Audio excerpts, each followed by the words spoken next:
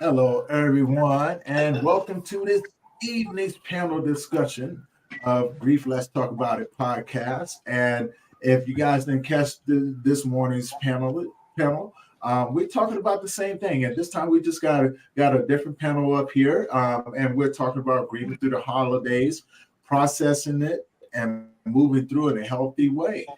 So before we get started, I'm gonna give the panelists a couple seconds to introduce themselves, and then we're gonna dive into the discussion. And yeah, if you guys have questions or anything like that, please be sure to ask those questions as we start to go. Bradley, you want to introduce yourself? Oh, hey, everybody. I'm Bradley Vinson, also known as the Grieve Coach, and I'm a fire and police chaplain. I've been working with the grieving community since 2016 as a coach and a chaplain, and I'm a grieving grandpa. And so I call myself Alana's Pawpaw and just here to serve. Awesome. Kylie? Oh, you said Kaylee. Sorry. I am. Oh, Kaylee. Yes. Yes, I know it's okay. I am a angel parent of 3, actually. By the time I was 30, and I'm no stranger to grief and death. I mean, it's a long history with me, and I used to be a counselor. I'm a board member for the National Alliance of Mental Illness, and I'm also an artist. So I wear a lot of hats around here, but all of it centers around grieving and trauma and healing. All right, Liz. Hi, I'm Liz Enton. I lost my dad in 2015, and since then, kind of grief changed my life in a lot of ways, and definitely that it's not fun. It's definitely hard, but it's definitely brought some amazing people and amazing changes to my life that I've written about and talk about with people. All right. Kate. Hi, good evening, everyone. How are you guys? My name is Kate Mollison. I'm the owner of On Tuesdays We Wear Black. I'm a grief and bereavement specialist, and that came to be after losing my own husband in November of 2020. So the last 3 years have been living, eating, breathing grief. So I'm really excited to be here and speak with you guys about this topic that's near and dear to my heart. Awesome. And I am Tony Lynch. I am the host of the Grief Let's Talk About It podcast. And so tonight, as I said before, we're talking about grieving during the holidays, processing it and moving through. So if someone wants to start off the conversation, and I guess the question would be, during the holidays, what would be the biggest challenges that you would come across if you're grieving someone for the first time or for the first year that people may not understand?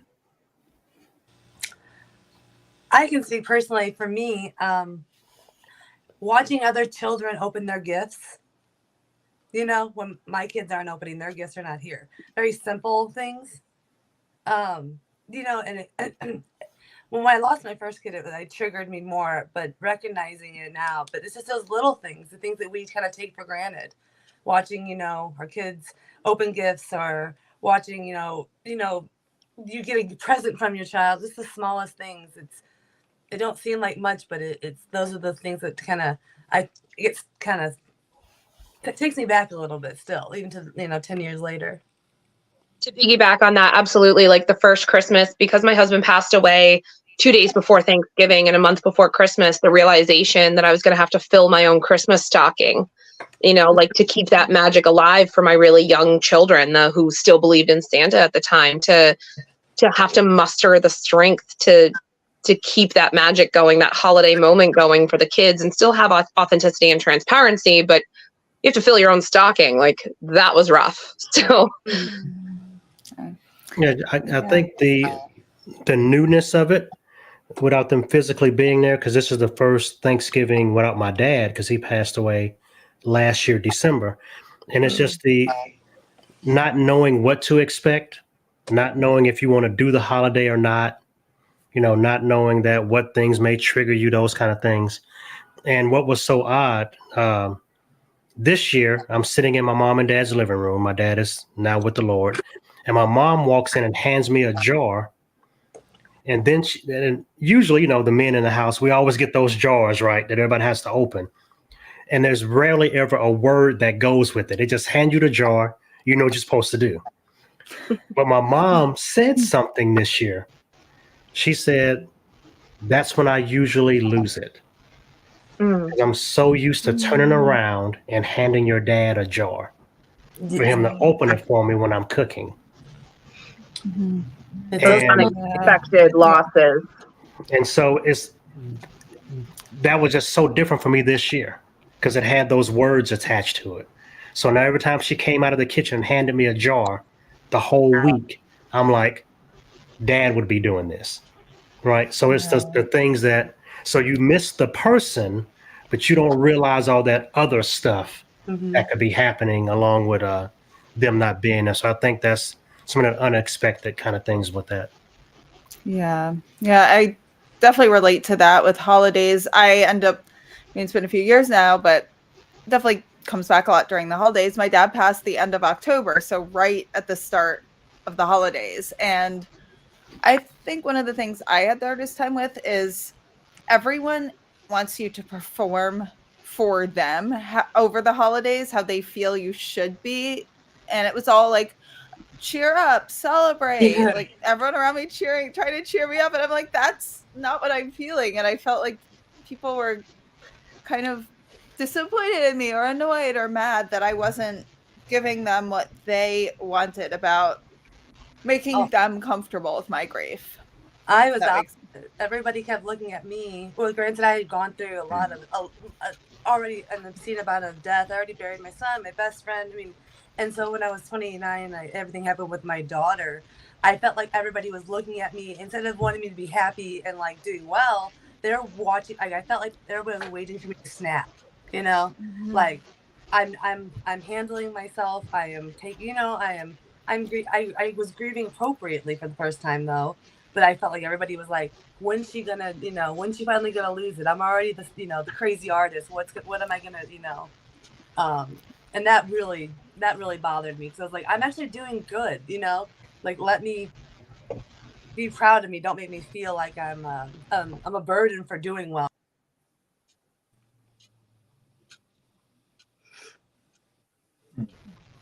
She keeps dropping. Okay, there she is. Jay Lewis just popped on. Jay, you want to take a couple seconds to introduce yourself to everyone?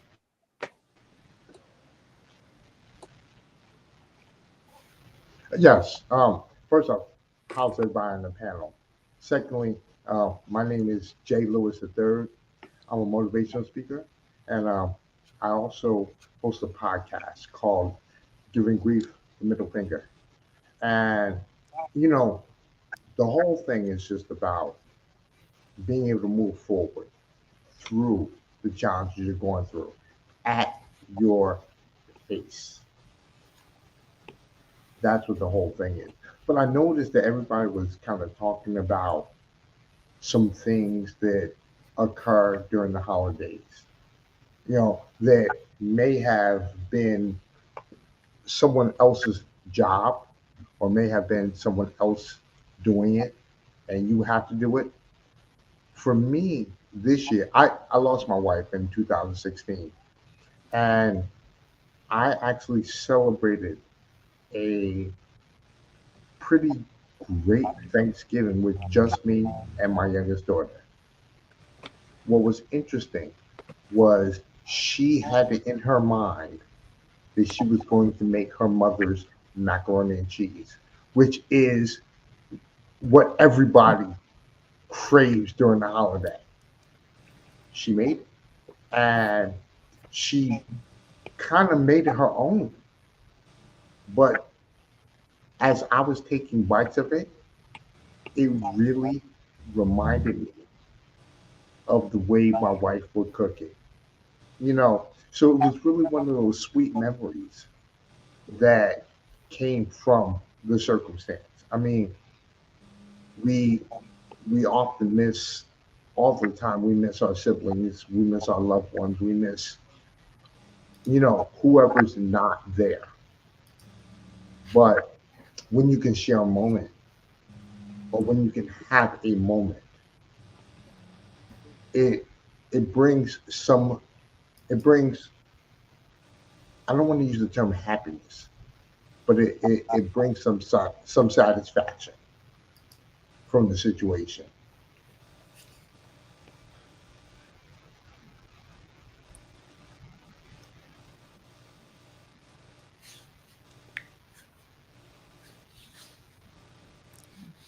You know, this year,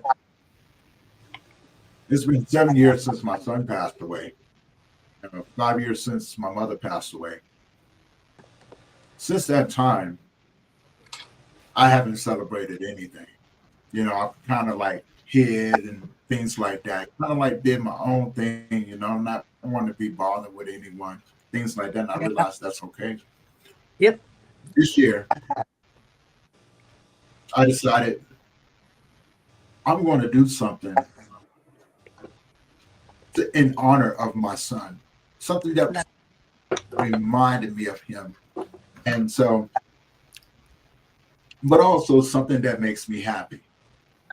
So I came down to the office. As I was telling Jay Lewis and Bradley, I came down to the office and got some work done. Because what I enjoy doing is serving other people.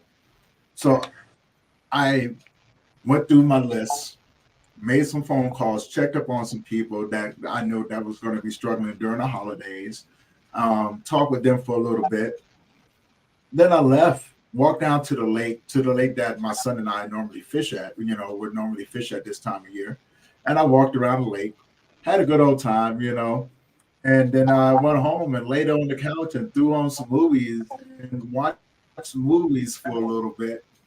And I was okay with it, because what I've learned over the years, and what I didn't know in the first year, that the moments that showed up during the holidays, what it was trying to give me, what it was trying to teach me, And so when those moments used to show up in the beginning, I used to get real angry, like, no, why you punish me this way? I don't want to do this. It's hard enough as it is, right?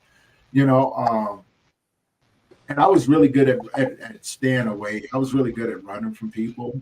People go, "Hey, Tone, you want to come to the house and have dinner?" No, man, I'm good. You go ahead.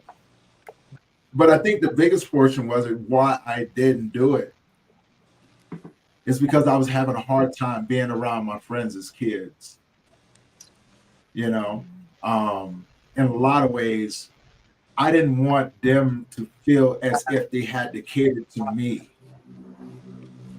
And so, and in some other ways, the burden, the pain was so heavy with me. The grief was so heavy with me. I was afraid to be around other people because I didn't want them to feel what I was feeling. Yeah. I know that. And so during the holidays, it was, I've just now learned. Yeah, go ahead. Oh, I just, I was 19 when I lost my son. Go ahead. And so I had already had a lot of grief. People that have passed away that we didn't discuss in my family. So when I lost my son, it was a very traumatic event. And I probably went 10 years. And then I actually went and got some mental health help and got the tools I needed and everything. But then when I lost my daughter, that was something I refused to do again, was the quiet. I didn't care if I made you feel uncomfortable. I didn't kind of thing, because when people hear you are an angel parent, it's a little different because sometimes you automatically just feel sorry for you, and I just, I started embracing it. And Right. with my daughter, it was like, I'm a mother, I have a daughter, Esmeralda, I have a son, and it was like, I wasn't going to bury that anymore. And I think that was the difference between the healing process of when I was 19 to when I was 29. Was that I wasn't afraid to say, I wasn't afraid to be upset. And then it was my dad. My dad had a really hard time with it, and that was one of the reasons before I would keep my voice down, not talk about it. It would break his heart. But I just remember telling him, Dad, I got to talk about her, because if I don't talk about it, then I'm gonna recluse. I'm gonna go back to not wanting to be around nobody, being angry. All those uncomfortable emotions. And if you want me around, that's what I got to do. I got to talk about it. And then do those things, like you going fishing, and doing that kind of stuff. It's like that's how we keep their memory alive, That's how we keep their spirit going, and that's how I do art. It's a way of keeping them alive forever, I guess, in another sense. We get really good at mitigating and managing other people's responses to our grief, right? Like we become experts in anticipating how the general public is going to receive us in our grieving. And it doesn't matter if it's been a day, a month, a year, 10 years, even to this day, like people still, they find out that I'm widowed, and I was widowed at 32, and they're like, oh my God. And it's very jarring. And I immediately go into like project manager mode where I'm like, it's okay. And like, we don't want to upset them and become cumbersome to them. But to touch on your point, Tony, about celebrating, today's my husband's birthday, and I'm getting out there and being out loud and doing things out loud to celebrate him. He hated his birthday. He never thought he deserved to be celebrated. But the kids and I went and we had Christmas card photos taken today because he loved family pictures. And then we went to his favorite restaurant and we ate his favorite meal. And we ended up running to one of the waitresses who like waited on him every year. And there was this huge wave of nostalgia and like appreciation for the light that he brought to the world. And by now that I've gotten to year 3, I'm really able to lean into those celebrations. It was hard at first because everything happened so close together. Like, he passed away. It was his birthday right after he passed away, and then Thanksgiving, and then Christmas. And for me, New Year's Eve is always the hardest holiday because it's that concept of moving into another year and him staying in the same place. So it's like boom, boom, boom, boom, boom, boom, boom, all of the holidays with the grief heavy on top of it. And this year I've just kind of been like, I'm sad sometimes and I'm not. And if people can't handle it, I'll be gentle and transparent with them. But, to your point about being out loud with it it's why I get to do the work I do. And it's why I get to be a part of these things and talk about him and say his name and tell people it's his birthday today. And, because it's how he lives on in these types of things and these memories and these celebrations, and it's a fine line because we don't want those platitudes of, he wouldn't want you to be sad or blah, blah, blah. We all hate those, right? Like those are like nails on a chalkboard, like he's in a better place. Those sad, pathetic things that people say to you. But it's really our job as the grieving to educate the general public on how to better support us. Right. We as Americans are not taught how to support the grieving. You drop off the casserole, you bring the sympathy card, you go to the funeral, and then you go back to your Sunday morning brunch and all your other things. And by having conversations like this, we're really doing a greater good in the name of all of our people, of our loved ones. So I know that Craig is incredibly grateful and proud of the work that I'm doing and that you guys are doing. So I was going to ask his name too. And ultimately what I tell people that are grieving, I made this little simple thing I don't know why people don't think about it, but I call it the 100-0 rule. You are 100% in control of making people aware of your grief. You are 0% in control of how they respond to your grief. Exactly. Yeah. And as a griever, we hold on to the burden of people, how they're going to feel about our grief and things like that. We need to release ourselves of that burden. And I tell folks this all the time, especially people that are close to me. Please speak about Alana, speak about my dad as much as you want to. But I need you to know I may cry in that situation. You need to be comfortable with being uncomfortable with my tears. Right? Hold the space. Right. And I tell people that are trying to support people that are grieving, the ministry of presence goes a long way. Skip the platitudes, skip the whatever. And then I kind of lighten the mood a little bit and I say, wait for the snot.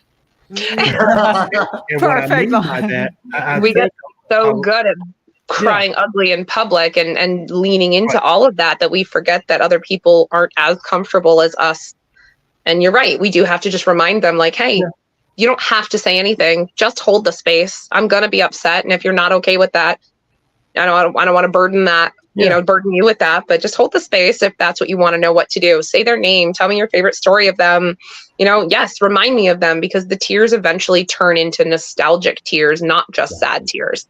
Yeah, we get both. Like because naturally, if somebody starts crying, we're going to hand them a tissue. And I tell them, I said, that's you unconsciously saying, stop crying. Yes. I said, at some point, when somebody's crying enough, it'll turn to snot. I said, hand them a tissue to wipe the snot. Never hand anybody a tissue to wipe their tears. Let them cry it out. Like my little grandson always says, tears are like medicine. Oh. You always feel better after you cry. And he would say that about his sister when she passed away. He's like, did you cry? I said, yeah. He said, well, you feel better after you cry, huh, Pawpaw? I'm like, yeah. He said, tears are like medicine. And they are, but you got to let people get them out. And when we jump up and hand them a tissue, we're saying, stop crying. I think sometimes we don't, some people, like, I know for me, when I was younger, at least, it was almost like I wasn't able to acknowledge I was grieving, though. And I think that was the part that got me. It was that I didn't even know I wasn't grieving. I had this awful, traumatic event happen. And then in the same year, I lost 6 people in 6 months, and I was all the last person they spoke to on top of that. So, and I don't think, and that's why, and I'm sure then when I was a counselor for a while, and I learned a lot of my clients, that was the same thing. They didn't acknowledge. Like she had said a minute ago, we go to the funeral, you get the casserole, you go on with life, and then you don't heal. That just wound still stays open. Because there's a difference between mourning and grieving. Your mourning period will come to an end, right? We all finish mourning, that initial, funeral period, but grieving never goes away. It becomes a facet of who we are and our personality, and we learn to live with it and move forward with it. And most people have that misconception that mourning and grieving are interchangeable, but it's our job to educate them on this new component of our personality. And it's tapping into the grief that people have experienced. We all, as humans, have experienced grief, and maybe not to the severity or the degree of losing a child or a parent or a sibling or a husband or a spouse or whatever. But we've all stopped talking to that best friend from college. We've all had a pet die. We've all put a hole in our favorite sweater. Like, that sounds very glib, but we grieve those things. And like, how do we tap into that and educate the rest of the public on how they are already experiencing grief in order to make them better support persons, especially around the holidays, because they want so badly to create that magic, but they just don't know how. Yeah, I think in a way, and I think I said this to Tony some time ago, when 9/11 happened, right? We felt for New York, we felt for our nation. But New York had their own set of feelings. They had the smells, they had the litter, they had the people that they knew that didn't make it. So we felt their grief remotely. But then COVID came, and you can say COVID pretty much in any corner of this earth, and somebody had an experience with it. And I think that kind of raised grief into a higher level of consciousness globally. And so now when we're kind of speaking into that, they're like, oh yeah, I know what that is now. Because it was like loss of relationship, loss of perceived identity, control, all these things, right? And grief is now a word. Grief is now a thing. I'm not down in the dumps. I'm grieving something. I'm not sad. I'm grieving something. And I think people's hearts and minds are just more open to it now and are ready to be educated. But I think we as grievers / educators, we have an obligation too to also not to show grieving people how not to use their grief as a weapon. Yep. I'm acting this way because I'm grieving. Yep. I get to treat you bad because I'm grieving. No, you don't. I get to curse you out because you're grieving. And yes, those are things you're going to go through, but you have an obligation. And I tell folks, the first thing that a lot of grieving people say, especially over the holidays and things like that, well, everybody ran off from me and I'm all alone. And I said, hold on. Now, yes, that can happen. Yes, that does happen. But I want people that are grievers to think about it this way. Some folks are out there waiting in the wings. And I told Tony about this too. We had a long discussion about this. People are out there waiting in the wings that love us, that don't know how to deal with us as a grieving person. They're grieving who we were before we had our grief event. And so I ask people that are grieving to take the obligation in some of those cases. 2 or 3 or 4, 10 people. You know them. You know these people that really love you. They were your road dogs, right, whatever you want to call them, right? Call them up from your grieving position and say, I miss you. I'd love to have you back in my life. And I know you're probably grieving who I was before my loss. Well, I love that. that's interesting because the truth of the matter is people always see us as who we were. Like with the person that we were with, whether it's a spouse or a child or a parent, they see us attached to that person. And when we're removed for whatever reason, sometimes others have a very difficult time adjusting to that. And I just wanted to touch on something that Kate said, knowing the difference between mourning and grieving. You see, mourning, like you said, there's a period of time, whether you decide 6 months, year, whatever your time frame is, there is a legitimate time frame. Grieving lasts forever, but it's about how you choose to grieve. There are some people- Absolutely. there are some people that allow the grief to create an anchor effect on them. And then there are some that have found a way to refuel the circumstance and use it as a catalyst to help them get to a better version of themselves. But again, just the fact that we as grievers, I think Bradley touched on this, we as the grievers have to educate people because they may be going through some aspects of the circumstance, but they may not understand it the way we understand it. And having a conversation with them to There help was them a crisis to counselor. better understand it can be beneficial because, again, I don't think anybody who is dealing with a person in grief wants to they don't want to be mean at all. They're trying to do everything they can to be as helpful, but unfortunately, I think we've all dealt with it. Sometimes there is a stabbing effect in the way they say what they say. And again, it's not that they're attempting to be mean. It's that they don't quite understand what they're saying or they don't understand that what they are saying can be impactful differently to a person going through a circumstance. So again, to what Bradley was saying, I think we need to educate our people, especially whether it's our close family or our friends or whatever. We just need to educate them on the fact that this is something that has happened. This is a circumstance that we have gone through our mourning period, and we're now in our grieving process. And some days, like you said, there may be tears. Some days there may be laughter over a situation that we went through, like what you said, Kate. You went to your husband's favorite restaurant and you ran into a waitress that that served your husband frequently. for 20 years. Right, and that was nostalgic for you.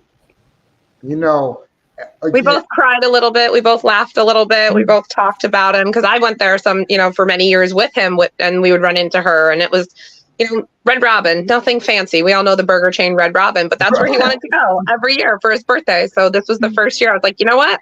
Let's go get a burger at Red Robin. Like, it felt poignant in time. And you're absolutely correct that we have to find those moments where we as grievers become alchemists, where we make something positive out of the pain, whether it's that first initial step in moving forward, or that art project, or that, for me, a business venture or a writing or a support group or whatever it is. But we have to find something that makes us put one foot in front of the other and get out of bed every day.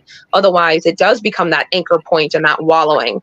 And Bradley, I want to thank you. You really just challenged my thinking in a way I hadn't had the perception of yet. I think about how grief has affected my life and how we all lose those secondary, tertiary versions. We lose our sense of self, our identity. Like, who am I if I am not Mrs. Mollison? Who am I as just Kate? Okay, well, I'm a mother, yes, but beyond that, I'm I was a wife, I'm a daughter, all these things. And we look at those identities and we peel those layers back, and then we get down to like the core of it, like who am I?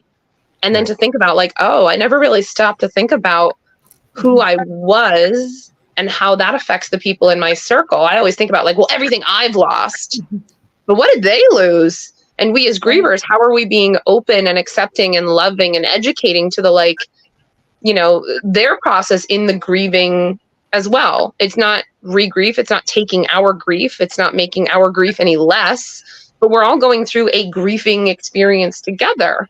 Right. Wouldn't it make us all stronger and better if we leaned on each other instead of, pointed fingers and became naturally combative?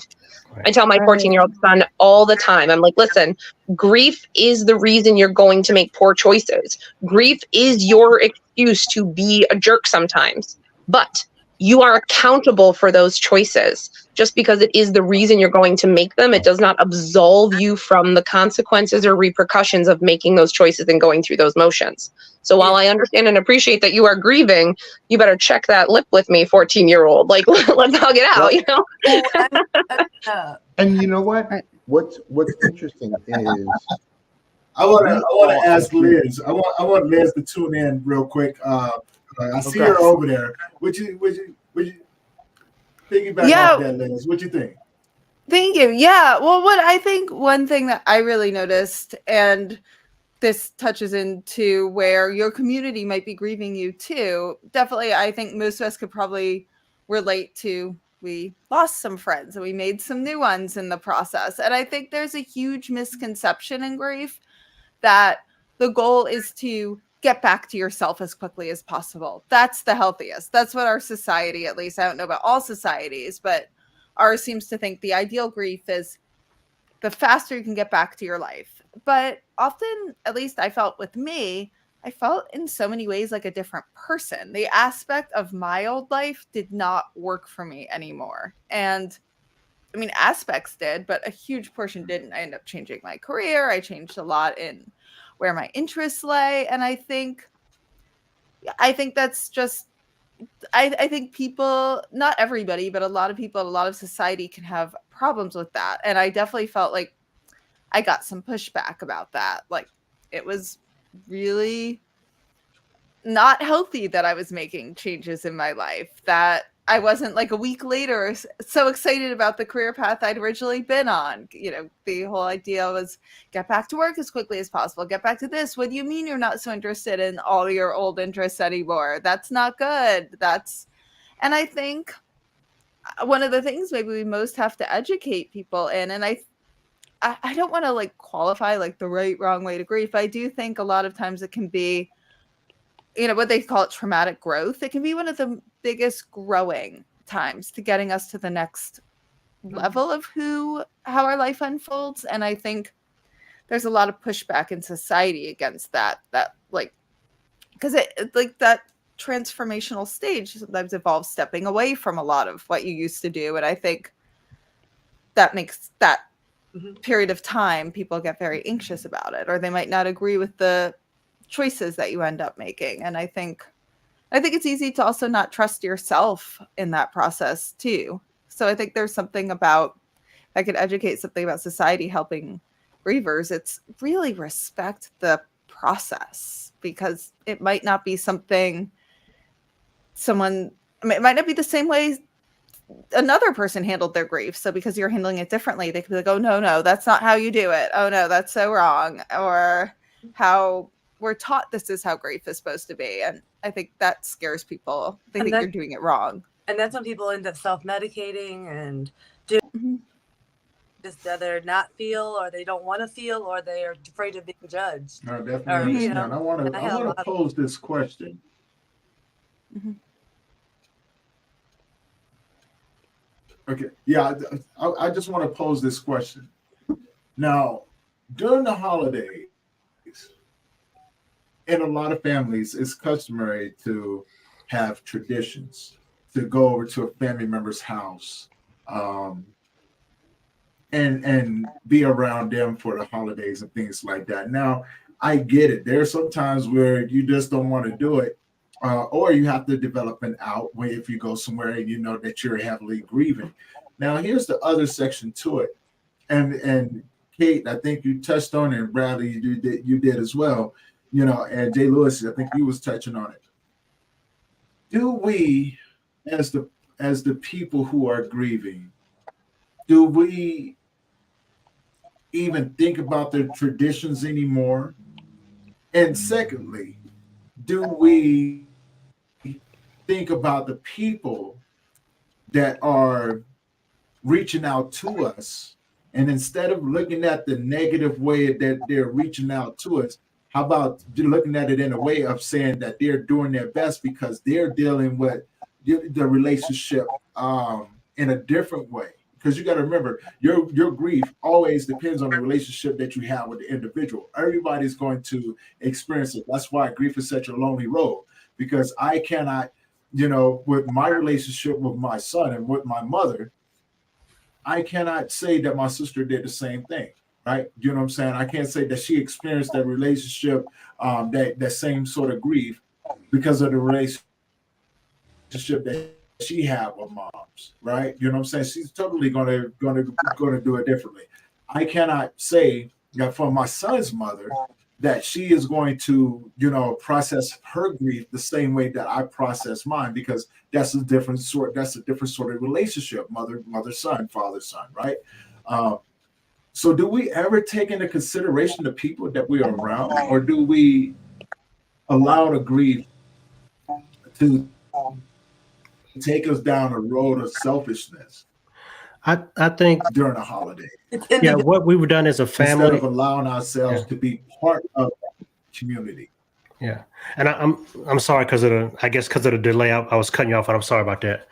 But I think it's a both and. No, you're good.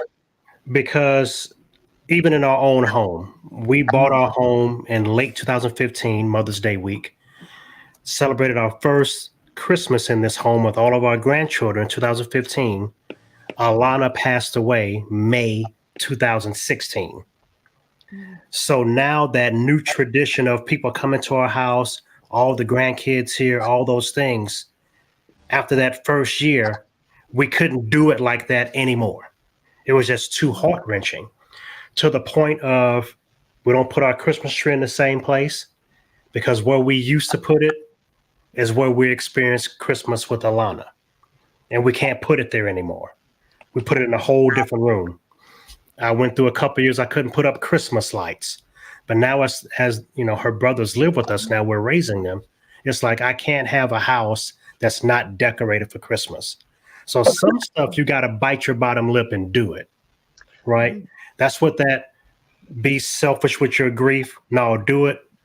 Be selfish somewhere else, not with like this. filling my own Christmas stocking. Right. Like I could have easily just said, no, we're not doing Christmas, because it was a month after Craig died, but we still had Thanksgiving dinner 2 days later. Right. And all I remember is pushing food around the plate, but still, I don't know.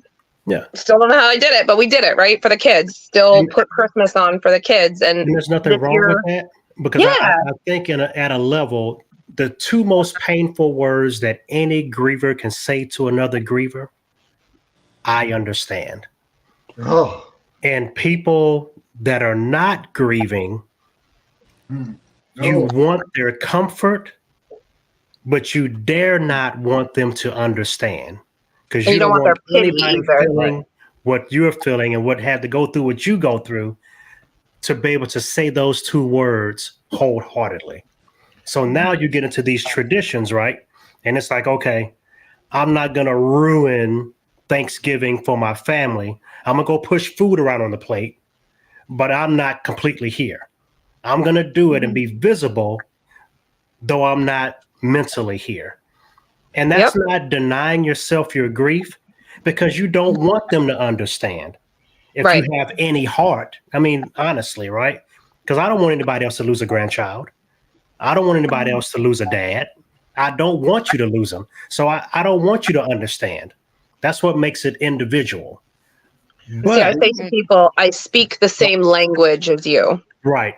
because grief is a language. Yes. And then there's that, but no, Thanksgiving is going to happen every year at this time of year, whether my loved one was here or not. So what am I going to do with that day? Right. So sometimes we used to over plan it because we would always over plan Alana's birthday. She was 4 when she passed away. So it's like, okay, we're going to eat pickles because she loved pickles.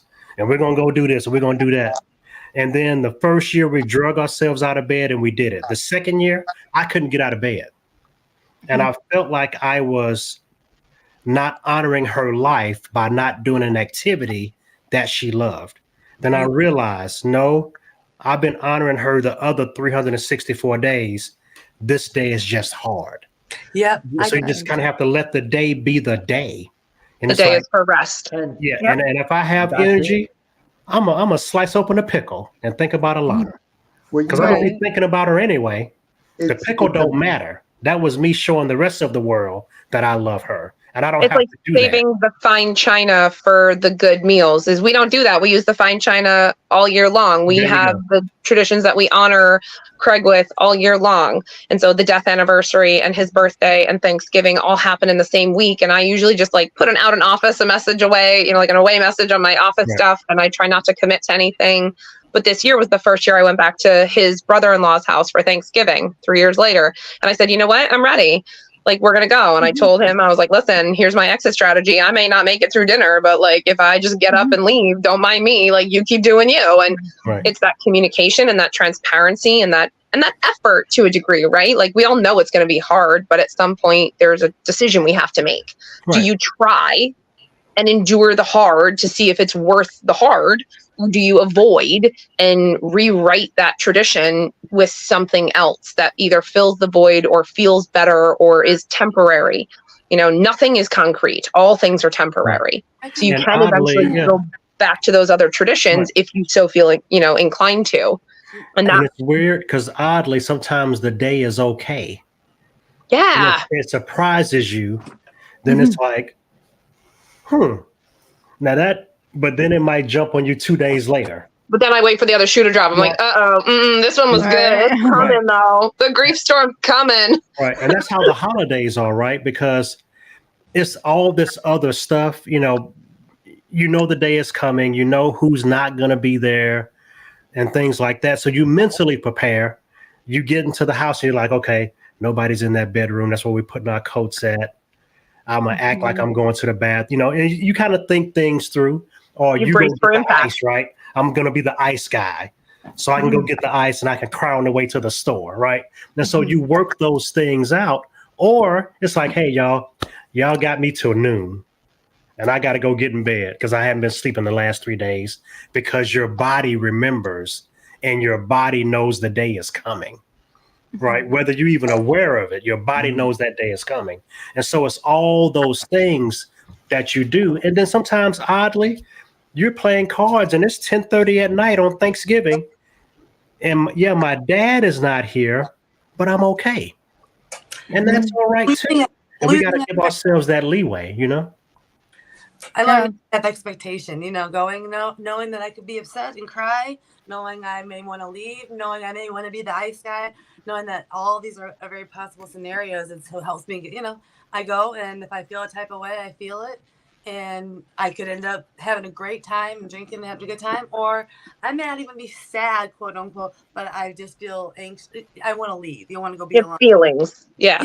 Yeah, Right. and I just learned that that's something, because I mean, I death around holidays, not with my daughter, but with my, and so there's lots of memories that come up, and that's how I acknowledge it. It's just like, I acknowledge it, and me acknowledging it to myself, even before it happens, it's something, it's empowering, and then I have control, I don't have to let what we talked about earlier, people, the expectations about how we're supposed to be or should be, or, it's just a matter of, I just lose that expectation of what to expect, because with grief, you don't know. Well, I think that touches on Tony's Right. question initially, was like, what do people not expect about that first year coming into grief? Is like, it is so volatile. It is so unpredictable that I can't do anything. I can't say anything to my clients to prepare them for that first set of holidays or whatever their hard time is going to be. I can just tell them to like lean in and be authentic, and it's okay to feel however you feel unapologetically. It doesn't, again, not give you permission to be a jerk. Like, you're still accountable for the choices you make, but whatever choice you make is 100% okay. Making That's the choice is biggest empowering thing. part, though. When you take control over it, whether it's good or bad, it's still, you're not. I've learned that with my clients, that's how it was. When they started to acknowledge their grief, they stopped drinking. They stopped, and that they took their power back, even though they felt like they didn't, because they were being emotional. It was like it was real now. And now, that's how I felt. Yeah. I quieted myself for years. Like I said, I didn't talk. I was introverted with it. She'll be back. Yeah. The one thing that I think we do as grievers, we make the attempt. I guess here's the next question that I would have. Go ahead, Jay. Oh, my bad. I think there's some feedback. But what I was saying was that the one thing that I think grievers do is we make this attempt to anticipate other people's grief. Mm. And in that anticipation, one thing that people in grief may do, it depends on how you are as a person, but sometimes you can feel defensive and you want to be able to make sure you fight fire with fire. Sometimes it may be a situation where you know what a person is going to say. So you make the attempt to get in front of their effort. And when you do that, you're creating a situation where, like you said before, you're becoming the angry griever. You're becoming that person.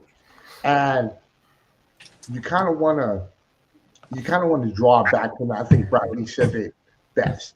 You want to draw back from that because, unfortunately, the grief has happened. And yes, we can be angry. We can justify the anger because society expects us to be angry and upset. But if we truly want to create an experience, then we need to look at the fact that we can't be so angry and we can't jump on someone else because they may not be able to understand what they've done, or they can't understand why we may happen to be angry over that fact. I mean, sometimes, like Bradley said, you might just have to take it out, go get the ice, and be that person, or you can have that conversation like, listen, I'm going through this. This is what the situation is. Understand that I may be, like you said, I may have to exit stage right quickly, or I might have to go somewhere and do something to adjust myself. you know, but again, it's one thing, grievers, if we anticipate what someone else is going to say or do or respond or react, what may end up happening is that we may create this impasse. We may create this situation where we're now looking to anger the situation, looking to make the grievous situation a reason to grieve, when in reality, it might be a situation where everybody can learn to be a little bit better to address the situation, to help the circumstance move forward.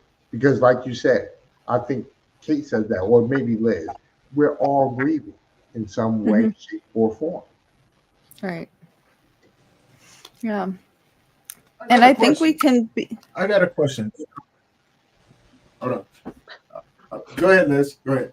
I was just going to say there's also different kinds of anger. I think it's really okay to be really honest that you're angry that this happened, which is very different than being angry at the people who are maybe not, you know, not really competent in knowing what you need in grief. You know, or you might feel, you can't help if you feel angry, but sometimes I think to kind of take a breath and be like, that's not their fault. Like, I'm just really angry this happened. I'm angry, or maybe I'm jealous because they haven't been through this. And I think kind of taking a step back and not reacting and being like, yeah, this is where my anger lies. And this is actually why I'm feeling angry. And so you can have that and maybe even say like, oh, I'm so angry that like this happened. It's so unfair. Just, yeah, I guess rather than like snapping at someone. Not that maybe sometimes, you know, maybe you do snap at the people you're closest with when you're feeling that way. But as Kate, you were saying, taking accountability, just saying, take a step back and say, I'm really sorry. I'm not angry at you. I'm angry that our society doesn't understand grief enough. Or I'm angry this happened. Or I'm angry that my dad's not here now. Or Not Liz. I'm going to tell you, some people, they might need to get snapped on. Some people need to be snapped on. You know what? You're right. Some people need to be put in their place. Absolutely. You know, but I think there's also a bigger dialogue to be had here about your own ability to articulate your emotions, right? Like, if you're not familiar with what anger feels like in your body or how you respond in anger, because not everyone is a reactive person. Like, to watch my 14-year-old who's going through puberty and like freshman in high school, who's the most docile person on the face of the planet, to like snap at me, to like see him actually like clench fists, be angry. Like, that was a step back for me where I was like, whoa, we had to talk about like, hey, like, what are you feeling in your physical body? And like really break it down to a rudimentary sense to get to the root of like, this is what anger feels like for me. And then you can have those conversations like, I didn't mean to snap at you. I'm feeling a lot of anger in my body. Or for my 4-year-old, like, she's 4.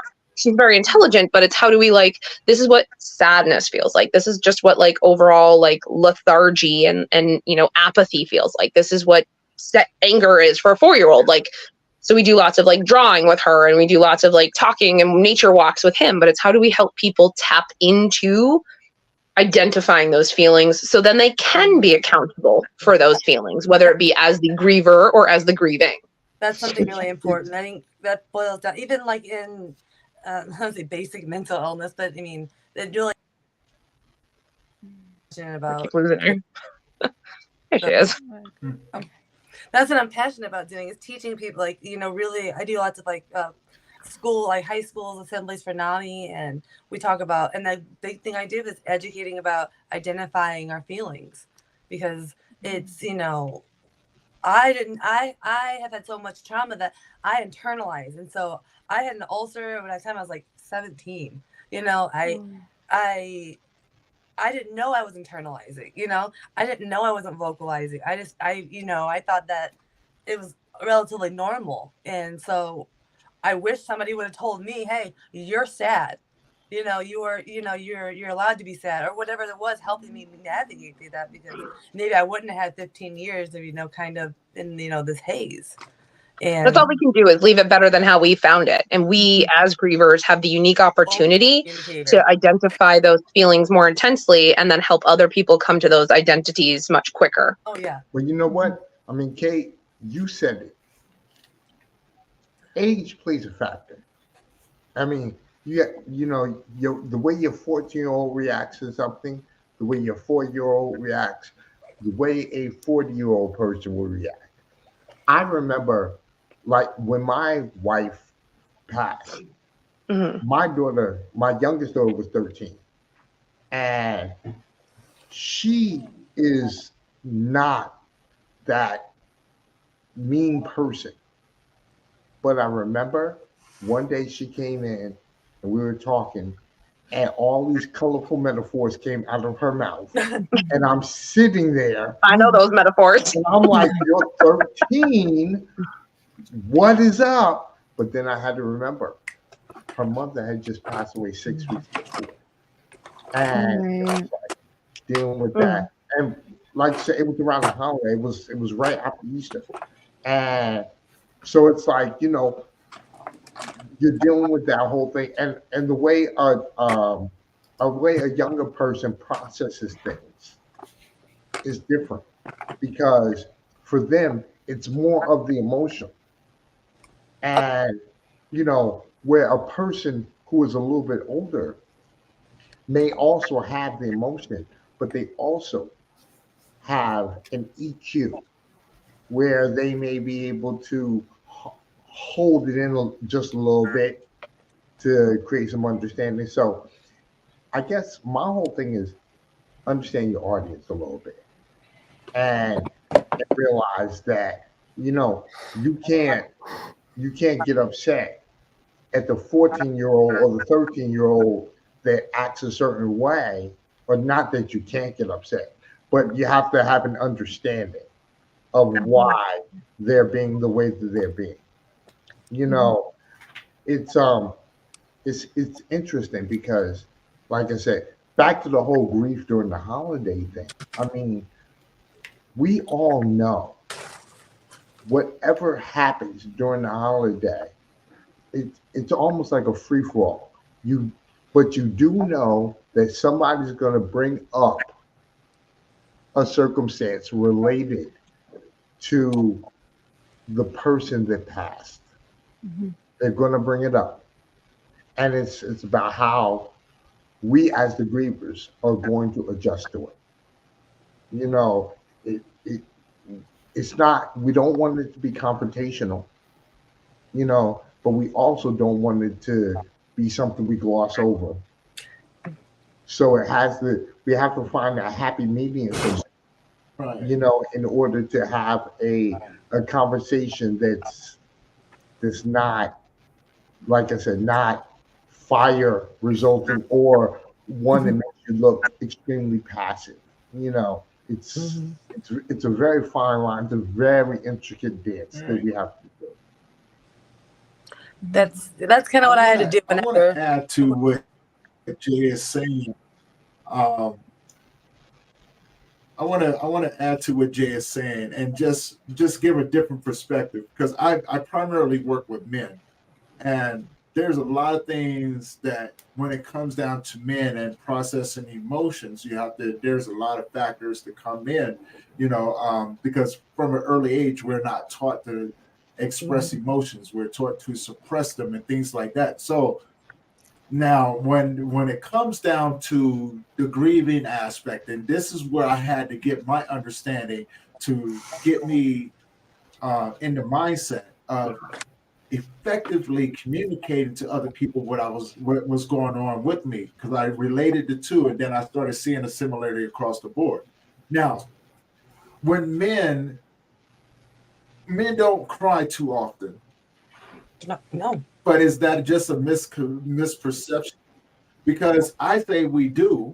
I think you're reading what we're doing as something different. And what I mean by that, men, since we're children, whenever we go through something emotional, what is the first thing that we result to? Anger. Right? We have to punch something. We got to, we resort to anger. So now, here's the thing. What if what you're seeing with people is the misconception of your own happening and not of what's actually going on? What if what you're seeing with the men in your family is them being emotional but expressing it the best way that they know how? Because you got to remember, grief is unfamiliar territory to each and every last one of us. But for now, we talked about age, we got to look at the gender across the board, right? You know what I'm saying? Women process their emotions a lot better than men. Men are known to be the providers, we're the fighters, we're the, we're the protectors and things like that. So wouldn't it only be natural that we process grief in a way to make us look more masculine? And So anger That's an will play a interesting big perspective. factor in. I remember going through. I had a lot of clients that were men. Right. it's interesting that you said that, because you're right. Well, I think about like how I grieved out loud in front of my son, right? And like always reminding him like, oh, it's okay if you cry, like it's okay if you're upset, like it's okay to miss daddy, like all those things. And he always very much was like very like introverted and very strong and very the silent type. And after a couple of family therapy sessions about a year ago, it came out, he was like, well, dad's gone, it's my job now. Back to the opening of the jar, right? Like it's now your job to be that strong masculine figure, and how he took on that grief and how he took on the holidays and the role, like even Thanksgiving, all of the kids who were little are now teenagers and they're the ones like cooking and they were super excited, but he's like, outside, like checking on the oil because we oil fry our turkey. And so he was outside, like helping keep tabs on the temperature for the oil and like assuming those very like adult male roles within the holiday, context. And I kept trying to like not force him, but like encourage the emotion. And it had me take a step back where I finally like caught him getting misty eyed with my, late husband's brother-in-law, and they were having a moment, and I like didn't intervene. And I was like, oh, okay, like he is grieving, like him doing these roles and stepping into those masculine caretaker provider type things and feeling needed and important and necessary was a way of him grieving. So it's a really interesting perspective that you bring up. I think age plays a factor, gender plays a factor. I think affluency plays a factor, like how much money we have affords how much we get to grieve. Where we live regionally affects how we grieve, what part of the country we live in, all of those different dialogues, and how do we create the grief education dialogue to be a little bit more all-inclusive. Yeah, I think when I was talking to Tony about this a little bit earlier, is that if you married the strong silent type, then he goes through grief. He's going to grieve as a strong silent type. People's who they are personality wise is not going to change drastically in their grief. So if he was quiet, he might even be more quiet now in his grief, right? And we come to a situation where we started raising Alana's brothers at the time when they came to us, age 6 and 2. She was 4. She was in the middle of that little age group. And now I have to show these 2 little boys that there's more emotions to being a male, being a man, than anger. And so when they would walk up to me at the age of 6 and he would say, Papa, are you thinking about Alana? Even if I wasn't, I said, yes, I'm thinking about Alana and I'm sad. To allow him to feel what sad was and talk that out. Or when Permission. He cried, he could see me cry. Not boohoo cry, falling out, slobbing at the mouth crying. But it's like, no, this is an emotion, full spectrum of emotion. This is an emotion of grief. This is an emotion that a man can have. But I'll say this also. Your grief may explain who you are now, but it doesn't excuse who you are now, right? And I was going through my silent phase, even trying to show these boys more emotion than I'm used to carrying out. And I wasn't doing it as well as I thought I was. And my wife approached me and she told me, she said, when I can't witness you grieving, it hinders my healing. Because I know you love our granddaughter And when I don't see you in the healing process, it hinders my healing. You know, So I have to Bradley, get out of the closet and get out of the man cave and get out of the garage and Yup. grieve in front of my family, Yup. right? But It's I an interesting I did the perspective same that thing. you bring up, though, because I think Liz had touched on how our personalities change so much as a result of grief. But here now we're saying that how we were in our emotional processing is how we are in our grief. So is it both ways? I think so. Say, for instance, like, I'll symbolize it this way. I remember maybe a year before Alana passed away, she was visiting, and we were taking these selfies. She had my phone. She's running back and forth through the house, taking selfies with me and her grandma, and back and forth, back and forth. And I'm going through these pictures after she died, and it was a picture of me making a silly face with her and stuff like that. And I texted it to my wife, and I said, "Where has this guy gone?" But you know what? I was unrecognizable to myself in my grief. I mean, Bradley. I was like, that picture doesn't exist. Who's that guy, right? But then essentially, I'm still that dude, but emotionally, I've backed up some, right? You know what? Let me tell you something. It's like I said, it's the changes. I mean, let me explain my particular situation. When my wife died, I became a single parent to girls. And I had to learn how to transform from being one way to learning how to be two ways. Because like I said, in my relationship with my wife, I was the rock, she was the feather.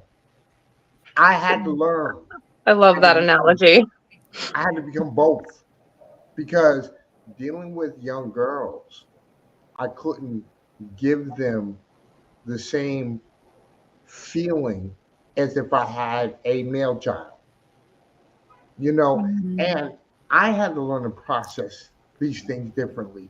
I had to learn to process them in a way to understand how women would do these things, because now my young girls are women. I mean, they're 22 and 26. And so when I have dialogue with them now, the conversation is on more of an adult level, but it's also still has to be a male to female type of conversation, not necessarily a full female or a full male conversation. It's interesting because we change as the circumstance changes. Exactly. Like I said, in my case, it was one way. In Bradley, in your case, it was another. Kate, it was another. And I'm sure for Liz and Kayla and Tony, same thing. We all had to adopt some different type of role, although we had to make sure not to lose ourselves in adopting that role.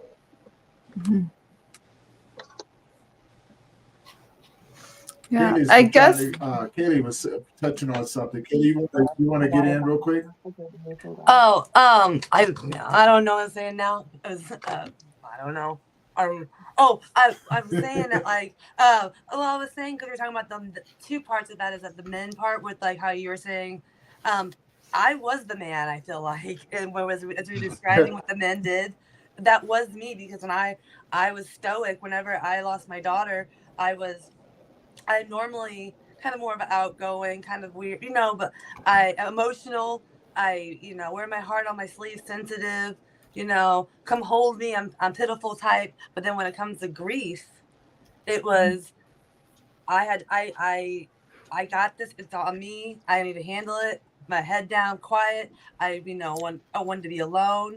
I wanted to, potentially be like like a man working on the car, escaping it. Kind of. I didn't work on a car, but and so that like the gender part of it, I see, but I don't think it's. I think it's just more about the personality type and how we handle it. But it's more of because I didn't know. I don't know what I felt. And I think that's what knew that I had, and so my motto became was that I had to become my own hero. That's I had to stay strong for me. And sometimes I got too much into that mindset, but that's also the mindset that kept me alive, I feel like, you know. So. Now there's a difference though, right? You know what I'm saying? So I agree. Now listen to what you're saying. I'm going to add to it, maybe give a different perspective. It's natural for men to do that, right?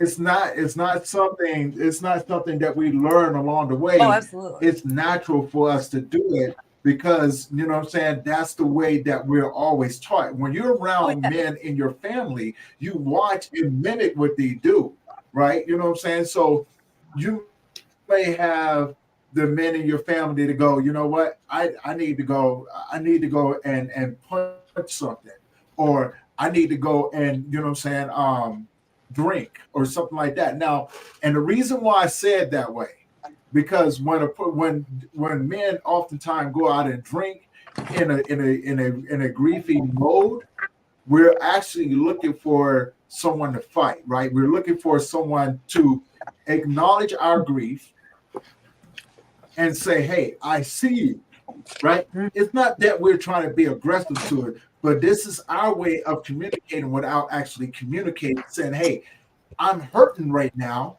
You know what I'm saying? But now here's the fun part about it. It doesn't take much to push it from the grief aspect to the violent aspect. It's what you see and how you perceive what you see. Because you got to remember, if I'm already angry, if I'm already grieving, and this is the way that I am expressing myself, then, you know what I'm saying? If you say something to me that I may not like, it's not going to take much for me to turn it around on you and take it out on you. Whereas women will process that and go, you know what? I got you. Women will internalize it and make it an attack on themselves. To give each Well, other and I think that's why I would isolate, because I didn't want that emotion. right. Women will internalize it and turn it into negative self-talk. Men will externalize it and make it confrontation because they're looking for that match in their energy level. Yeah, I feel like I was stuck. Like I was right, exactly. Really frozen in the middle. Exactly. I'm not an aggressive person. I didn't want to feel that way, but people were making me feel that way. So I would isolate because I was very. And this is like later, went after Esmeralda because I was very logical and very. Grief makes us feral. So like we are feral. I was so good though, but it was like I was literally, the way I described it is like I was frozen. I was in. I wasn't bawling. The tears I wanted to be crying. You know what I mean? I was just. I had to be strong. But I also it was just a very. The only way I could put it was I had foreign emotions. And foreign emotions are something, they're foreign. I mean, got to keep moving forward. Right. Kayla, and Liz, you was touching on something. You want to touch on it real quick, Liz? Oh yeah. Well, now it's about from before when Bradley had mentioned that he felt you grieve as who you are, and then Kate, you questioned about how it was interesting that I said I changed so much, but so I don't know, it's kind of changing the conversation a little, but I guess I guess my point okay. But yeah, I guess my point in that was in certain ways there was these core things that were completely the same and these other things that were completely different and these other ways where I felt more myself. I would say I think I always was interested in entrepreneurship, but I'm still doing entrepreneurship. I changed the route I was going with that. I've always been very social and like to be around a lot of people. There was a period of time I got very introverted in the first 6 months. And then after that, I started to want to be around a lot of people again. But what I wanted to do with them changed. Some of the people, I did have to let certain people go and got closer with other people and brought in new people. So parts of I still was myself and like my core interests, but how they were expressing myself really, really changed, if that makes sense. And I feel my Absolutely. friendships deepened. Like the people I was real. bringing in my life, it was deeper. What I wanted in my life was different. You started living more authentically,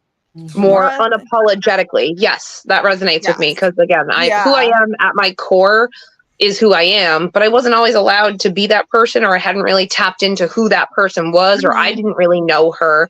And it took the catalyst of my grief to make me evolve into that higher version of myself. Where, you know, like I said before, grief alchemy is we take our grief and we use it to make something. And some of what we're making is who we are, right? We Mhm. learn who we are in this new version of ourselves, and we become unapologetic in the things that we're interested in because we understand time is precious, right? Like Yes. pierce your nose, ride the motorcycle, jump out of the plane, get the tattoo, buy the boat, whatever it is, because we live life under that philosophy for the most part as grievers. Time is precious. Time is really precious. And so we don't have time to waste to being our inauthentic selves. We become more authentic and more transparent and more comfortable in the uncomfortable. I've been And that's a huge lesson for the new grievers, I think, out there, is to get really good and really comfortable with the uncomfortable. Yes. And you know what, Yes. Kate, seriously, to understand, look, the unfortunate part about it is grief is some form of growth. And the fact that we're growing in this very complicated, challenging situation means that some people are not going to agree with it. You know, I think Liz, you talked about it. Right. You went to do so many other different ventures, which were a part of yourself, but a different part of yourself, a part that people don't quite recognize. And what people don't understand, outside people, when a griever is looking to better understand the circumstance, sometimes a natural shift occurs. I mean, for instance, like I said, when my wife died, I didn't know how to cook. I was telling Tony this whole thing. I didn't know how to cook at all. I couldn't even boil water. But when after she died, I had to learn. So I learned, and you know, it's a part of me now, which wasn't a part of me prior to 2016. I understand that completely. My husband filed taxes every year. I'd never filed taxes before. Like I'm the hardware person. I will install the garbage disposal with my eyes closed. He was, you know, setting up the Wi-Fi router and doing all that things. But, you know, 3 days after he died, the router had to be like installed in something, and like you have to YouTube it. And like, so that's one of the things I talk to my clients about is like, just try, right? Like you've never done it before and now you have to do it, and no one's going to come rescue you. You know, especially for my female clients, it's like, you're not a princess. You're not a damsel in distress. You don't need saving. You're a queen. Fix your crown, stand up, and let's do it. We're going to do it together, but let's do it. So go do the YouTube video. Let's, you know, do some Google searches. Like, let's find the avenues for you to learn how to do those things. And same for men. Raising two small girls, like, as a man, that's a whole other language. Learning to speak the language of girl, especially coming into like adolescence, like bless you. That was a challenge, I'm sure. So for you to have to learn to speak that language on the fly, that takes women 30 years to master. Kudos to you. Like the tea parties, right? The tea parties and the dress ups and the birthday parties and the slumber parties and the ponytails and the glitter and the pink and the ponies and all that stuff. Like that is just putting you on Mars and expecting you to do it seamlessly and flawlessly and do it while you're grieving. Like what an incredible feat. And as a fellow griever and as a fellow solo parent, I'm incredibly proud of you and thankful for people like you. JB, first off, I'm going to say thank you. The second thing I'm going to say is, like I said before, I don't have it all. I would be right back, continue the conversation. And I guess the next question I would have, like during the holidays, I think you were talking and I was talking, but I'm going to pose this question before we wrap up. Now, during the holidays and things like that, we become a different version of ourselves after that loss, right? So do you think that with this new version of yourselves, does it conflict with your emotional side during the holidays and causes a misconception that we carry along with us, far as the stigma that's attached to grief, the negativity about the sadness and things like that, because we associate grief a lot of times during the holidays with sadness, right? But you know what I'm saying? There's another side to it, and a different version of us comes to a place of an acceptance that actually can enjoy that side, which is called, we laugh, we smile, we tell jokes, we tell stories and things like that. Like there's a happy side to it, correct?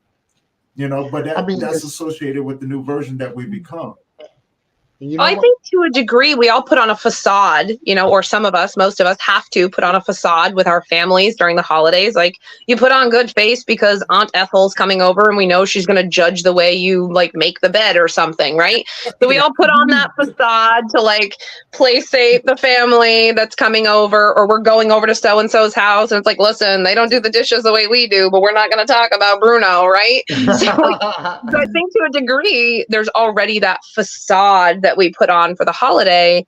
And then if you put that under the lens of grief, one of two things, in my opinion, happens. And commonly, I'm sure there's outliers, but I think the first thing that happens is that we lean into that facade and we let that facade give the false narrative that everything's copacetic and we're not actually as sad as we are. And people just go, oh, good, they got back to normal. Like Liz was saying, like they got back to normal as quickly as possible. And we can all have a good, happy holiday because we don't have to worry about them grieving. This is good.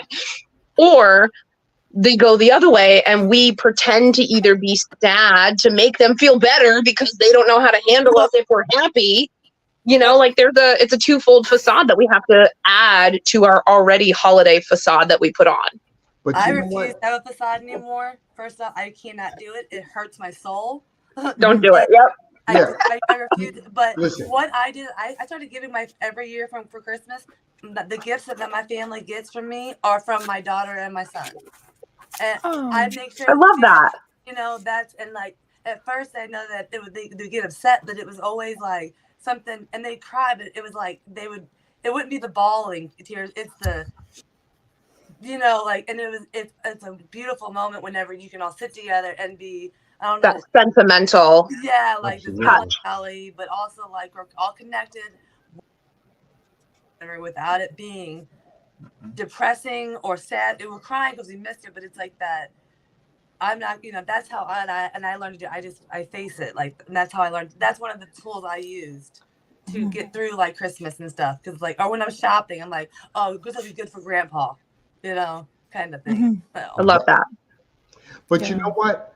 I'm gonna tell you something, Tony. You said something that was interesting. You talked about the conflict that a person has with the old version of them versus the new version, say during the holiday or whatever. I really don't think it's a conflict. I just see it as an evolution. Because took the word right out of my mouth.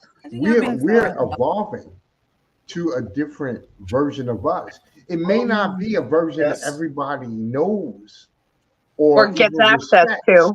But who cares? Because it's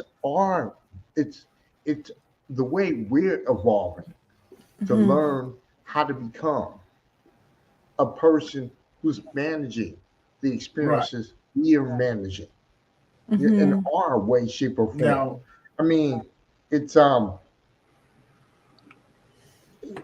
you don't want to be the angry person, but you do want to be like, listen, this is the way I process it. This is the way I'm going about it. You may not like the way I do it, but it is my way. And, you at that point, you just simply go forward because, like I said, you're not conflicted and you don't want to create a conflict, but you're evolving. And in your evolution, if it conflicts with somebody else's thought process, that's on them, not you.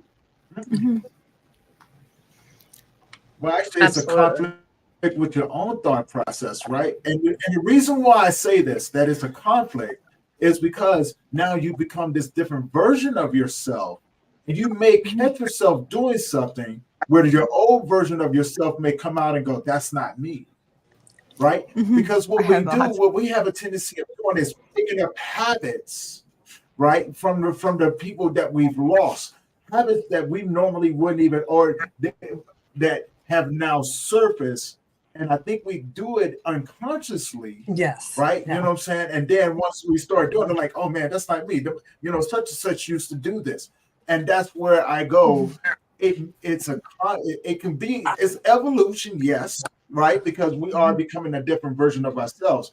But as individuals, when we start to go outside of our norm, because we are mostly creatures of habit, when we start to go out of our normal routine and start to pick up these unconscious habits, it causes a conflict, and you tend to pull back from it, right? Instead of allowing yourself to enjoy that habit that is just now surfaced, because we don't understand that it's the way that our bodies are remembering the person. Old habits die hard. And I do And believe muscle memory is a thing, especially around the holidays. certain Well, grief. you know Right, what? exactly.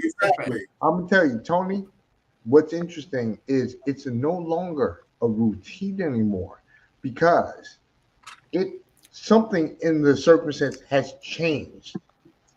And once a change happens, then our routine patterns are a little broken or changed or shifted. So now we need to process to the new routine that we're creating. And with that being the case, again, that's why I go back to say, I don't really see it as a conflict. I just see it as an evolution. I see it both ways. I really do. Because like I said before, those holiday traditions that we like, we get caught in the holiday traditions, right? Like I said, like we don't do things a certain way 364 days a year. And then Christmas comes and like, this is how we do things. We have our marching orders because this is the family traditions. And it's fine that all of these new habits and behaviors have formed and evolved, but then we get back into that environment and it is like a shock to the system, where even though that's not the person you want to be, or that's not how you behave anymore, that's not the choices that you make anymore because of your grief, now you're back in that environment, and almost like a PTSD response, you know, a muscle memory, like, oh, okay, well, we're not going to talk about, you know, like we're not going to use swear words because Aunt Ethel is very religious or whatever it is, when now we've been dropping F-bombs like sprinkles at Dunkin' Donuts. Like, you know, like we're going to, there's a twofold side to it. So how do we resolute that conflict between our new authentic grieving selves and still honor those traditions, those habits, those things that hold place, hold value, you know, like, because they do hold value. They're not intrinsically bad. They do hold value. But how do we evolve those habits and traditions and constants into the new versions of ourselves without isolating the non-grievers in our family or the ones who are grieving the former versions of us? How do we bring everything? How do we all carry it all forward? That's a big ask of us as the grievers, right? Because now we're responsible for managing our own grief. We're responsible for grieving out loud and authentically. We're responsible for being exactly the same as quickly as possible. But we're also responsible for doing new traditions and creating old and honoring our new selves. And we're set up to fail. Like, how do we, you know, so it's having these types of dialogues and being authentic and accountable. The reality you just said. Look at it this way. I think Jay Lewis John said it when he talked about the evolution, and that's why I said, now when you combine the two, the conflict, like you have to go through the conflict in order to evolve into the new version that you're becoming, right? And conflict doesn't necessarily have to be like an explosion. It can just be an awareness. Right. What you said, and what you're saying, Tony, it makes total sense. Of self. Right, you know, it's an internal recognizing. I believe that's exactly what it is. Right. And so, as you evolve, right, the conflict has to. The conflict is the means to the evolution. Which is why it felt okay to go to Thanksgiving dinner this year after 3 years, because I had resoluted that conflict. The first 3 years, I did completely nothing like what we had done. I avoided my brother-in-laws. Like, I didn't do Christmas Eve at my father-in-law's, like avoided all of those things because I hadn't figured out how to put those pieces together. But this year was the first year I was really able to marry the old and the new with respect for both. So yes, there is an internal conflict process that has to happen with how do I honor what is still important and old and traditional and embrace it in the lens of grief with the new. When you lose somebody, Right. when There that's you out of go. order, I feel like that's like when it's a different type of grief. I feel like, and that to me, that's when I hear him say conflict. That's what I hear. It's confusing. It's it's out of order. It's not you don't bury your children. That's not how it works. And it's not like it doesn't disregard anybody else's grief by any means. But I relate to that feeling of being conflicted because it's like I don't even know how to describe it per se. It's just it's almost like confusion over conflict. It's the misconception that we have to follow some sort of blueprint. Exactly. That there's a Right. I think roadmap. it's a misconception that we have to follow some sort of blueprint, There's not. right? And I think that's where the conflict comes because we watch the next person and think that's the way that we're supposed to do it, and not understanding that you're going to do it your way. Because think about it: if you're in unfamiliar territory, what's the first thing that you do? You want look to to your go around peers. somebody who's gone through it to watch what they do. We're Right, biologically driven you're to do looking that. at them going, "This is the way to do it." Right. And so therefore, that's where your conflict into evolution comes, right? Because once you get into the conflict, you understand that this is yours.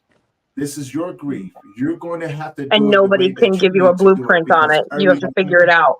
Right. I mean, Right, and no, that there's no part, blueprint. So like I said, there's your conflict into evolution. when you said it that way, it makes perfect sense because conflict will create the evolution, and that's really what it comes down to. Exactly. It's just And- like grief, the pain creates the healing, right? You know what I'm saying? Because when Right. you're healing in grief, what's the hardest part about the grief? It's not the grieving aspect, it's the healing aspect. Why? Because healing is hard and it's hurtful because of the revealing that it has on you as you start to heal yourself from the wounds, right? You know what I'm saying? But Through the pain comes the healing. With There's us the conflict grieving, into like I said into before, evolution. we're alchemists, right? We make something. And I always say, a 30-mile walk into the woods is a 30-mile walk out. You can't get Right. out of the woods unless you walk Right. in it, right? And so grief is in that same type of category. Like, we all want the quick fix. We all want the easy solution. We all want that blueprint. And it's too overwhelming for us to go, it is so sandboxy for, like, we have to figure this out for ourselves. But if we would just learn that early on and stop looking for other people to model it and just be given permission to do it our own way authentically and be embraced for it, grieving would be such a broader global dialogue. It would be such a healthier thing. We would be all more supportive of each other. So that's really the gift that we as grievers can give everyone else. This holiday season, of course, is the gift of understanding and acceptance, the permission to grieve in your own way. And that's okay. Yeah. Now we have to wrap it up. Man, I love having these conversations, but we do have to wrap it up and everything. And I want to say thank you guys.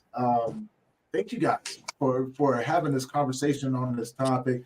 And, thank you for the people who are tuning in and the questions and the comments that you guys left there. That means so much to us over here and everything. So what I would like to do is that I want to give my panelists some time to tell people where to find you and what you got coming up. And so, Liz, you want to tell people where to find you and what you got coming up? Sure. So I can be found at WTFJustHappened.net. You can find my Instagram from there and my TikTok and Facebook. And I have a book and a podcast based on, after losing my dad, I was raised like atheist, culturally Jewish, but no hope of an afterlife. So I started to investigate scientific evidence of an afterlife and found like universities and some scientists who'd worked with Stephen Hawking and some big people studying if there's any evidence. So I wrote my book, WTF Just Happened. A Sciencey Skeptic Explores Grief, Healing, and Evidence of an Afterlife. And my podcast, also WTF Just Happened, all about the afterlife, no woo. So you can find them, all That's linked cool. to them through my website and on all podcast apps. Awesome. Kate? Yep. So I can be found on LinkedIn, Facebook, and Instagram on Tuesdays, we wear black. I also have my own website, so www.otwwb.com, where I host globally accredited resources for grief and bereavement support. I also do individual consultative and advisory services for individuals and professionals. So I teach people how to organize their bereavement to allow for healthy grief. And then I host a free educational blog because I don't believe in gatekeeping information. We're all in this grieving journey together. So please check out my free blog. Please leave comments, find me. And then I'm in the process of my next upcoming TED Talk. I do have an event coming up December 18th. So I'm in Hartford County in Connecticut. And so for people in the Hartford area, there will be a grief holiday support seminar. It's a 2-hour seminar, and the information for that is on my website. So please feel free to reach out to me if you're interested in participating in that. There'll be practical support for grief and bereavement during the holidays. Awesome. Kaylee? I am. You can find me the Facebook and LinkedIn. Actually, everywhere. But you probably want to look up Gypsy. That is my nickname, and Gypsy Days is my business where I sell art. My art is called Art from the Heart, where every painting has a story. It means something, and I don't price my art actually because I want, if it's drawn to somebody, I think it should go with that person. We'll work it out. So definitely check it out. I do a lot of phoenixes because that was my daughter's middle name. That's pretty much it. I mean, and my stuff here, everything I sell has to do with mental health or awareness. I'm a NAMI member. I'm a board member for the National Alliance of Mental Illness. So I do a lot of speaking events to promote awareness. That's what I do. And I'm always, come find me. Awesome. Jay Lewis? Well, I'm a speaker, and I'm also a grief empowerment life coach. I talk to people about using their grief to be able to catalyst them to a new level, to a better version of themselves. I have a podcast, like I said, GGFT, or Give Grief the Finger, to basically let people know that, yes, we're going to go through things, but it's how we choose to go through it. And you can catch me I'm on LinkedIn, Facebook, Instagram, TikTok. My website is jl3motivation.com.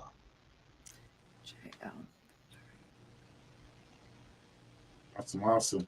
And to everybody, I am Tony Lynch. I am the host of the Grief Let's Talk About It podcast. You guys already know we have panel discussion. We have amazing guests that come on there. So if this is your first time tuning in and you like these sort of conversations and these panel discussions and things like that, do me a favor, head on over to the YouTube channel, hit that subscribe button, hit that bell notification. Let us be notified every time we drop a new episode. But I'm also the founder of Memories of Us, Grief Support for Men. I am a men's grief coach. I am a men's peer recovery coach, a suicide interventionist. I am also a mental health practitioner as well. I am also the founder of the Global Grief Network, and you guys already know it's a network full of grief workers where we come and support each other, collaborate, build great partnerships. And that just reminds me, I want to give a shout out to our new partners, the IDLM and the great things that we have coming up. And also, I want you guys to be tuned to the next panel discussion that we got coming up on December 2nd. It's labeled "The Selfishness of Grief." I think you guys, you know what I'm saying, you guys, just like all my panel discussions, you guys are going to get a lot out of these things. And with that being said, thank you to my panelists that came up today and, shared everything that, putting this information out there. I think it's really important that people understand that there's people out here that care about them as well. And the tools that we put out there is very, very beneficial to helping people heal and things like that. But as always, I always say, hey, if you guys are in a situation like that, please do not be afraid to reach out.